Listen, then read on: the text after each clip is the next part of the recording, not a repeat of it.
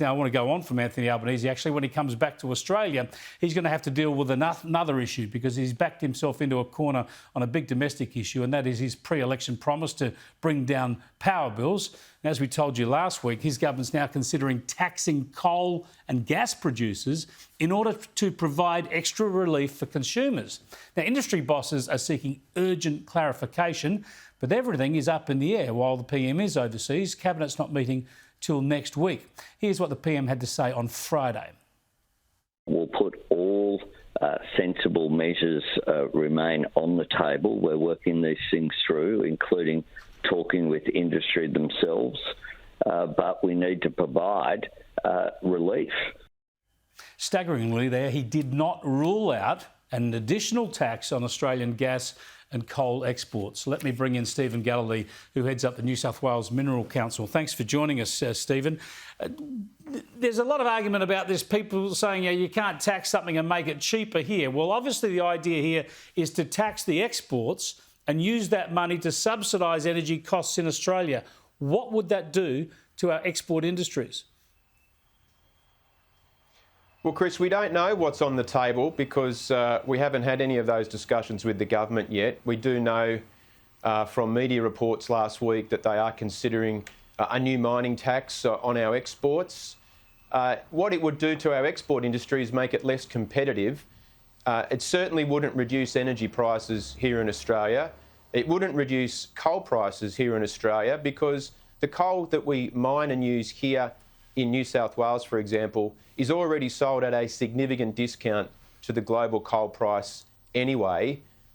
It would simply adding a new tax to an already very highly taxed industry would just add additional cost to coal production here, would hit mining communities, particularly in the Hunter region and other parts of regional New South Wales and Queensland. It would damage our international reputation for investment.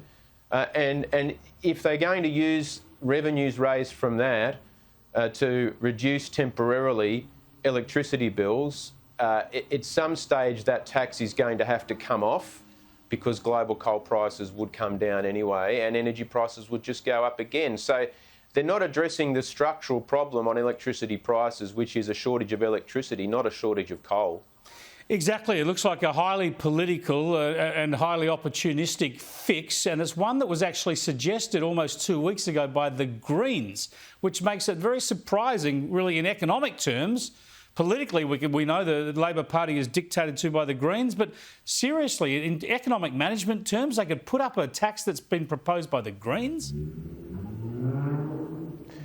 Well, if you want to know what these sorts of proposals will do, you've only got to look at those that were out there cheering this on when media reports emerged late last week. As you say, Chris, the Greens out there, they know that this will damage our coal export sector. They know that it will hurt the people that work in it.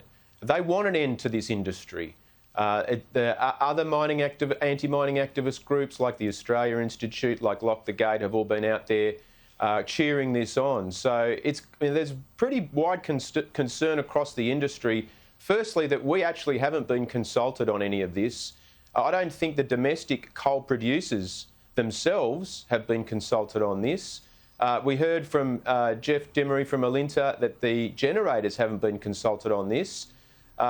We need to know what's on the table, what's being proposed before we can understand what its full implications are going to be. But if it is as reported, a new mining tax, firstly on the coal sector and the gas sector, I'm sure at some stage it won't be temporary. I'm sure at some stage that would be extended. I mean, don't forget, it took Rudd and Swan 2 years to propose a mining tax after they were elected in 2007. It seems to have taken this government less than 6 months. Yeah, it is extraordinary. Thanks for joining us, Stephen. I appreciate it. Stephen Galilee from the New South Wales Minerals Council. It's the mining tax and a carbon tax wrapped into one, this one that they're proposing, and it'll create merry hell if they do indeed go ahead with it. Mark my words.